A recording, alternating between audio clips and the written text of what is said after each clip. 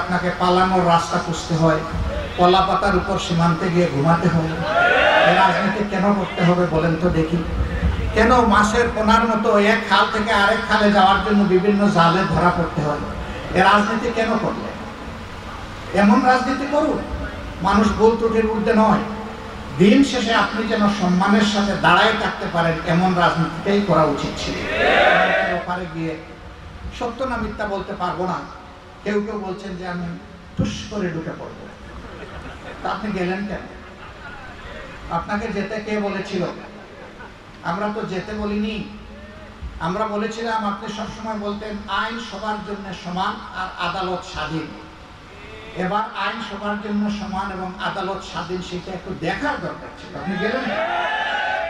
আপনার কথাটাই আপনি একবার নিজের জন্য প্রমাণ করে দিতেন, এটাই হতো আপনার সত্যিকারের রাজনীতিবিদ সুলভ আচরণ। তারপরে আমরা বলছি হ্যাঁ আপনি আসবেন, আপনাকে আসতে হবে, আসা উচিত।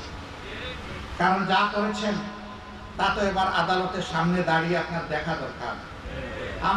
আপনি নিরীহ লক্ষ লক্ষ মানুষকে দফায় দফায় আপনি নিয়েছেন আদালতে, মা বোনদেরকেও আপনি ছাড় দেননি, করেছেন আপনি লাঞ্ছিত।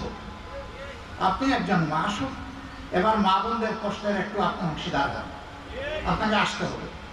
এরকম আরো যারা আছেন তাদেরও আসা উচিত। এবং এটাই হচ্ছে বিবেকের দাবি, এটাই হচ্ছে মানবতার দাবি।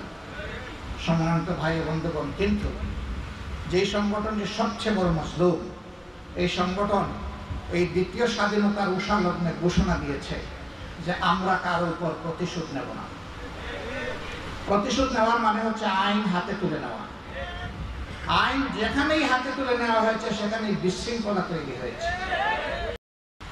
যদি সেই আইনের শাসন বাংলাদেশে কায়েম হয়, তাহলে ইনশাআল্লাহ আগামীর বাংলাদেশ আর পথ হারাবে না।